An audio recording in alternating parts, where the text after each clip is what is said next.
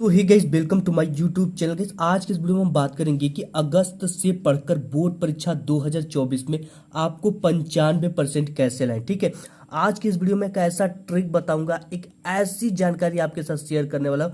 110% आपका board exam में 95% आएगा। ठीक है, अब देखो, जब एक नरेंद्र मोदी चाय बेचने वाला आदमी देश का प्रधानमंत्री बन सकता है, अरुणिमा सिन्हा जिसे आप जानते होंगे कि ये एक दुर्घटना में पैर खोने के बावजूद भी माउंट एवरेस्ट को फतह कर गई थी, तो आप 2024 बोर्ड की टॉपर क्यों नहीं बन सकते हो। ठीक है, तो आप बन सकते हो, लेकिन आपने अभी तक शुरुआत ही नहीं किया है। तो आपको क्या क्या करना है सब कुछ डिटेल्स में शेयर करेंगे। वीडियो को एक सेकंड के लिए भी स्किप मत करिएगा, क्योंकि ये वीडियो 8 से 10 मिनट आपका लेगा। ठीक है, लेकिन एक ऐसी जानकारी मिलेगी कि आपकी जीवन को ही बदल देगा। ना संघर्ष ना तकलीफ है तो क्या मजा है जीने में, बड़े बड़े तूफान थम जाते हैं जब आग लगी हो सीने में। ठीक है, तो इसी जो आग आपके सीने में लगी, इसी को बस बाहर निकालना। अगर ये आग बाहर आ जाएगी ना, तो नथिंग इज इम्पॉसिबल। ठीक हो, ये देख सकते हो आप, लिखा है यहाँ पे नथिंग इज इम्पॉसिबल, क्योंकि जो इम्पॉसिबल होता है ना, वो खुद कहता है। इसको अगर आप निकाल दोगे कि आई एम, ठीक है, आई एम पॉसिबल, यानी मैं पॉसिबल हूं, केवल पॉसिबल करने वाले होना चाहिए। ठीक है, आप कर सकते हो, कोई बड़ी बात नहीं, लेकिन आप अभी शुरुआत नहीं किए हो। ठीक है, आप अपनी अंदर की ताकत को पहचानो। आपके अंदर आग है, उस ताकत को पहचानो, अपने अंदर की ज्वाला को जगाओ। ठीक है, आप कर सकते हो, लेकिन आपने अभी तक शुरुआत ही नहीं किया है। आज की इस वीडियो में हम केवल बात करेंगे। देखो, आपने कितने महीने को खो दिया। ठीक है, यहाँ से अगर यहाँ तक के महीनों की अगर आप काउंट करेंगे, तो 1 महीना, 2 महीना, 3 महीना, 4 महीना को आपने खोया है। लेकिन कोई बात नहीं, इन 4 महीने के खोने के बावजूद भी आप 95% स्कोर कर सकते हो बोर्ड में। ठीक है, वो ट्रिक आज आपके साथ शेयर करने वाला हूँ। ये अप्रैल को आप छोड़ दो, क्योंकि आपका जो सत्र चालू हुआ है वो अप्रैल से चालू हुआ है। ठीक है, अप्रैल बीत गया, मई बीत गया, जून बीत गया, जुलाई बीत गया। बचे कौन कौन से महीने हैं? अगस्त, सितंबर, अक्टूबर, नवंबर, दिसंबर और जनवरी। ठीक है, ये फरवरी में तो आपका एग्जाम ही है। ठीक है, 7 या 2 फरवरी से हो सकता है आपका एग्जाम। तो देखो, आपके पास कितने महीने बचे हैं? 1 महीना, 2 महीना, 3 महीना, 4 महीना, 5 महीना, 6 महीने का समय बचा है। टोटल 6 महीने का समय बचा है। अगर 6 महीने में दिनों की संख्या को काउंट करें तो सब में 30 मान लो, तो 3 के 3, 3 दूना 6, 3 त्रिक 9, 3 चौके 12, 3 पचे 15, 3 छके 18, यानी कि टोटल आपके पास 180 दिन का समय बचा है। ठीक है, कितने दिन का समय बचा है? 180 दिन का बचा है। अगर अगर एक महीने में 4 संडे मान लो, ठीक है, तो 4 के 4, 4 दूनी 8, 4 ती 12, 4 चौक 16, 4 पंचे 20, 4 पंचे 20, 4 छके 24। ठीक है, तो यहाँ पे 24 तो क्या निकल गया आपको? संडे। 24 आपका कितना क्या निकल गया? संडे निकल गया। तो आपका जो टोटल डे बचा ना, वो कितना बचा, इसमें से आपको माइनस कर देना है। 156 डे। कितने डे बचे आपके पास? 156 डे या 160 डे, इसको मान लो। ठीक है, अब इस 156 डे में आपको 95% की स्कोर करना है। ठीक है, इसकी तैयारी कैसे करना, आज की वीडियो में बस यही शेयर करने वाला हूँ। ये जो बीत गया इसको हम नहीं शेयर करेंगे। ठीक है, इसको छोड़ दो, आपने किसी तरह से बिता दिया। लेकिन ये अगस्त से लेकर जनवरी तक आपको कैसे पढ़ना है कि आप 95% अपने बोर्ड एग्जाम में स्कोर कर पाओ। ठीक है, वो ट्रिक मैं आज आपके साथ शेयर करने वाला हूं। तो आपको शुरुआत कहाँ से करना है? ठीक है, सबसे इंपॉर्टेंट चीज है कि शुरुआत कैसे करना है और कहाँ से करना है। कि देखो, क्योंकि स्टार्टिंग इज इम्पॉर्टेंट। ठीक है, तो आपको शुरुआत कहाँ से करना है? देखो, आप और स्कूल की मैं थोड़ी सी कंपेयर करूंगा। अगर आपके स्कूल में, ठीक है, अगर आप मैथ की बात करें तो त्रिभुज चल रहा होगा, अगर 10th में हो। अगर आप 12th में हो तो सारणी या अवकलन चल रहा होगा। ठीक है, तो अब आप सोच रहे हो कि मैं क्या पार्ट 1 से स्टार्ट कर दूं क्या पढ़ना? तो पार्ट 1 से स्टार्ट कर क्या मैं 95% मार्क्स स्कोर कर सकता हूं कि नहीं कर सकता हूं? ठीक है, ये सवाल है। तो देखो, अगर स्कूल में या कोचिंग में अगर आप त्रिभुज या सारणी के अवकलन चल रहा है और आप वास्तविक संख्याएं अभी ये सब चीजें नहीं पढ़े हो पीछे, तो आप यहाँ से शुरू करना चाहते हो, ठीक है जी हाँ, तो आप यहाँ से शुरू करो और साथ ही साथ स्कूल में जो पढ़ाया जा रहा है या कोचिंग में जो पढ़ाया जा रहा है इसको भी साथ लेकर चलो, इसको भी पढ़ो और इसको भी पढ़ो, यानी दोनों को आपको पढ़ना पड़ेगा शुरू में। क्योंकि अगर आप सोचोगे कि इसको हम पढ़ ले, इसको कभी भी पढ़ लेंगे, तो आप न घर की होगे न घाट की होगे, ठीक है। तो आपको दोनों लेकर तब चलना पड़ेगा। वास्तविक संख्याएं आप किसी से हेल्प लेकर या कोचिंग वगैरह से हेल्प लेकर या ऑनलाइन हेल्प लेकर इसको पढ़ो, लेकिन जो स्कूल में चल रहा है इसको भी पढ़ना पड़ेगा। क्योंकि अगर आप ऑनलाइन वाली ये पढ़ा देते हैं या कोचिंग वाले टीचर इसको पढ़ाते हैं, अगर इसको आप पढ़े रहोगे तो थोड़ा सा आपका रिवीजन के क्षेत्र में चला जाएगा, ठीक है। तो आपको पार्ट 1 से शुरू करके इसको छोड़ना नहीं, इसको भी साथ लेकर चलना है, ठीक है। अब देखो, एक जो टॉपर होता है 24 घंटे का समय उसको भी मिलता है, देखो, ठीक है। तो जब टॉपर एक पढ़ाई करता है तो आप क्या करते हो, फोन चलाते हो, सोशल मीडिया का यूज करते हो, फेसबुक चलाते हो, इंस्टाग्राम चलाते हो, ठीक है, इत्यादि चीज़ों पर अपने समय को व्यतीत करते हो। तो आपको अब से, ठीक है, अब से ये मान लो कि मेरा क्या है, कल एग्जाम है, क्या है, मुझे इस तरह से आपको पढ़ना है कि आपका कल क्या है, एग्जाम है, ठीक है। इस प्रिपरेशन से आपको पढ़ना है, इस टेंशन से पढ़ना है, ठीक है।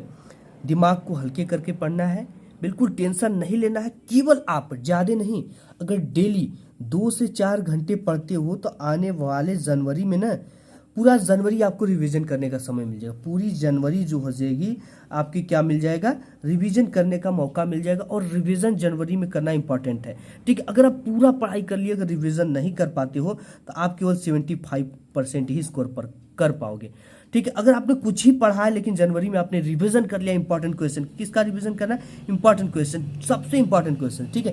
कैसे पता चलेगा, कि क्वेश्चन बैंक आप देखोगे तो उसमें लिखा रहेगा कि ये क्वेश्चन 2020 में आया हुआ है, 21 में आया हुआ है, 22 में आया हुआ है, 23 में आया हुआ है, 24 में आया हुआ है, ठीक है। इस तरह से इंपॉर्टेंट क्वेश्चन को आपको क्या करना, पढ़ना है जनवरी भर, केवल कुछ नहीं करना, ठीक है। कोई नया चैप्टर नहीं पढ़ना है, इन सब चीज़ों को आपको पढ़ना है।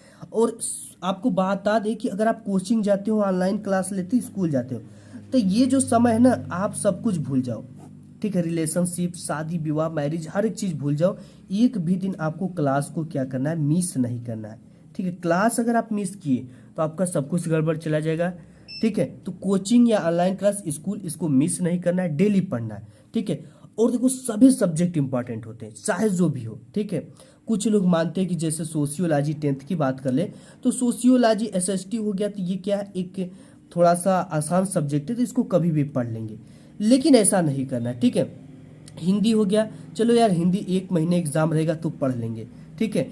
और इसके साथ ही साथ इंग्लिश को भी कुछ लोग बहुत ही आसान सब्जेक्ट मान लेते हैं, तो ये कभी भी पढ़ लेंगे, लेकिन नहीं, सभी को लेकिन समय आप इसको दो, इसको आधे घंटे ही दो, ठीक है। या आपको आधे घंटे ही दो, लेकिन इसको डेली पढ़ो, इसको भी आधे घंटे डेली पढ़ो, इसको भी 1 घंटे डेली पढ़ो, ठीक है। और जो जैसे आपका मैथ हो गया, ठीक है, मैथ हो गया, साइंस हो गया, इन सब चीज़ों को आप 1-1 घंटे डेली पढ़ो। कितना पढ़ो आप, 1-1 घंटे अगर आप डेली पढ़ते हो ना तो आपकी बहुत ज़्यादा पढ़ाई हो जाएगी।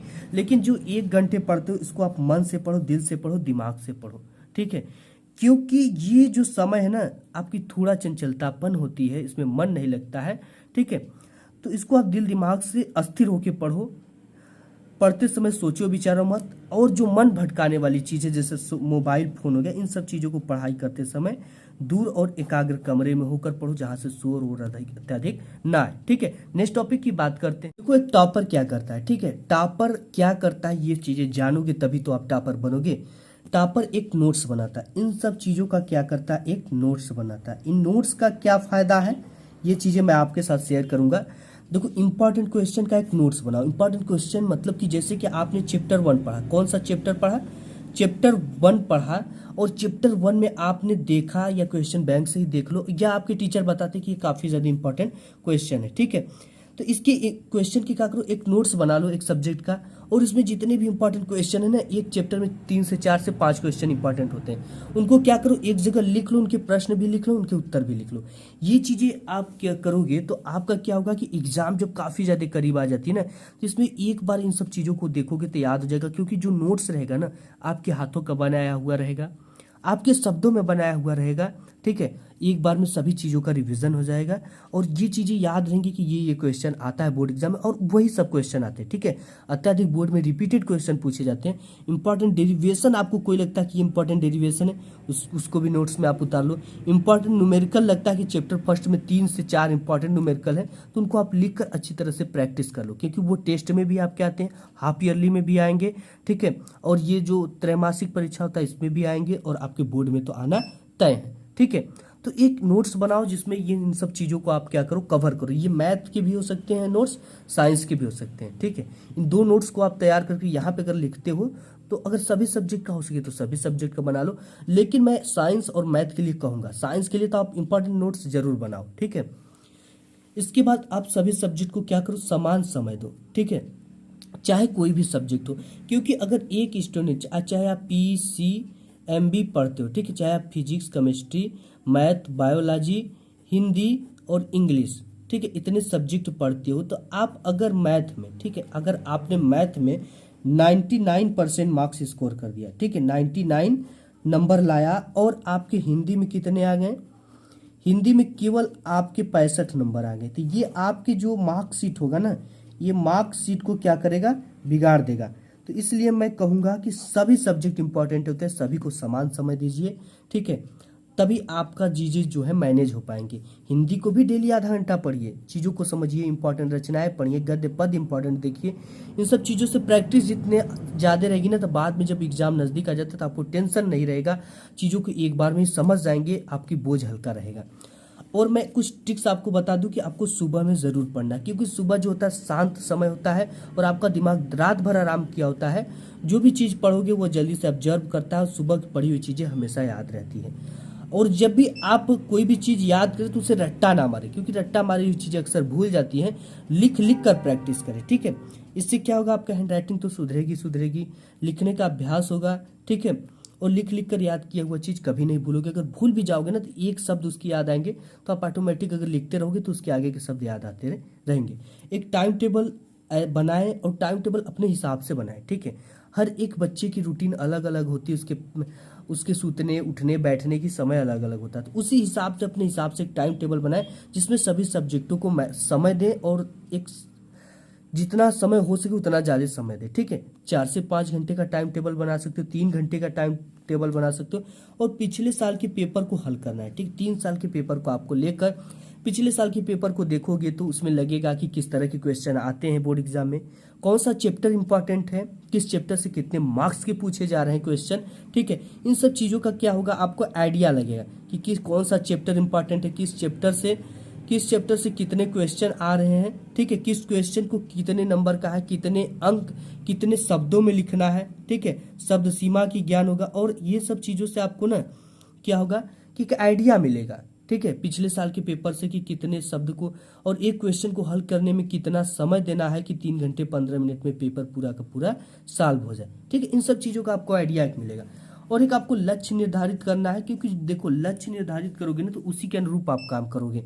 ठीक है, एक टॉपर भी अपना लक्ष्य निर्धारित करना है कि मुझे बोर्ड परीक्षा में 95% लाना है, तो उसी के हिसाब से आप मेहनत करोगे। ठीक है, जब लक्ष्य निर्धारित कर लोगे तो उसी के हिसाब से आप मेहनत करोगे, और उसी के हिसाब से आपकी जो बॉडी है ना वो ऑटोमेटिक ढलने लगती है। वो जान जाती है कि मुझे इतना काम दिया गया है, 95% लाने के लिए मुझे इतना लाना पड़ेगा, उसी हिसाब से आपको पढ़ना पड़ेगा। ठीक है, और एक नेक्स्ट टॉपिक इंपॉर्टेंट की बात कर लेते हैं। अब देखो आपको क्या पढ़ना है। ठीक है, क्या क्या पढ़ना है।